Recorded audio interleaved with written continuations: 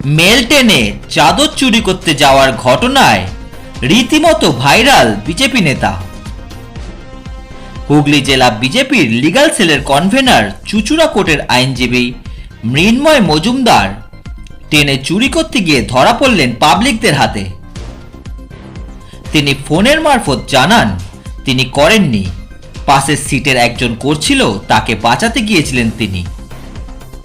যদিও এই ভিডিও সত্যতা যাচাই করেনি আমাদের চ্যানেল। কেটেছেন মানে এই না, এই চাদরটা আপনি মনে করুন ব্যাগে ভরতে পারেন। বুঝতে পারলেন কি বলতে চাইছি? একজন কোচ অ্যাটেন্ডেন্ট মনে করুন 300 টাকার জন্য কাজ করতে এসেছে, সে 700 টাকা দিতে হচ্ছে তাকে। এইভাবে কেউ ভরে ব্যাগের বাইরে চাদরটা ভরাবো না। সিটে রাখুন, রেখে নিয়ে যান, চুরি করে নিয়েছে, ব্যাগের ভিতর ঢুকিয়ে নিয়েছে। এটা ওনার বুঝতে পারছেন, 300 টাকার কাজ করে 700 টাকা দিয়ে চলে যাচ্ছে। এই যে বেডশিট চুরি করেছে, এই যে প্যাসেঞ্জার এটা কেটেছেন মানে এই না, এই চাদরটা আপনি মনে করুন ব্যাগে ভরতে পারেন। বুঝতে পারলেন কি বলতে চাইছি? একজন কোচ অ্যাটেন্ডেন্ট মনে করুন 300 টাকার জন্য কাজ করতে এসেছে, সে 700 টাকা দিতে হচ্ছে তাকে। এইভাবে কেউ ভরে ব্যাগের বাইরে চাদরটা ভরাবো না। সিটে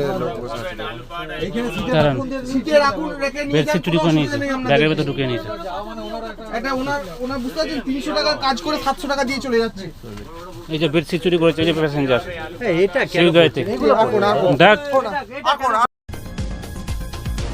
যদিও এই বিষয়ে তৃণমূলের জেলা সভাপতি চাপদানির বিধায়ক অরিন্দম গুইন জানান, বিজেপি চোরের রাজত্ব, এটাই তার জলজান্ত উদাহরণ।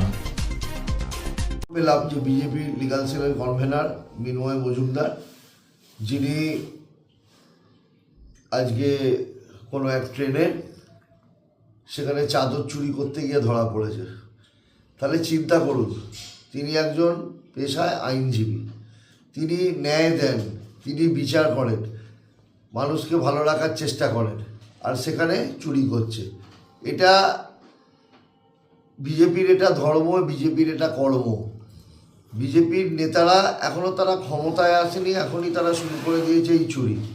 তাহলে এরপর যদি এরা সরকারে আসে এই পশ্চিম বাংলায়, তাহলে কি হতে পারে এনাদের দেখেই তাহলে দেখুন, এই থেকেই আপনারা বুঝে নিন যে এখন তারা ক্ষমতায় নেই এই পশ্চিম বাংলায়।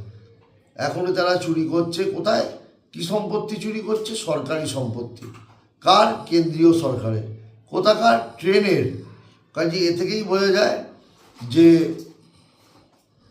একজন শিক্ষিত মানুষ যে ন্যায়ের বিচার করেন, সেই চুরির দায়ে ধরা পড়ছে। তাহলে এই থেকেই বোঝা যাচ্ছে যে বিজেপির ক্ষমতায় এলে বিজেপি কী করবে পশ্চিমবাংলায়। এখনও বলছি মানুষদের সতর্ক হতে, তারা সতর্ক হন। এই ধরনের মানুষরাই বিজেপিতে থাকে।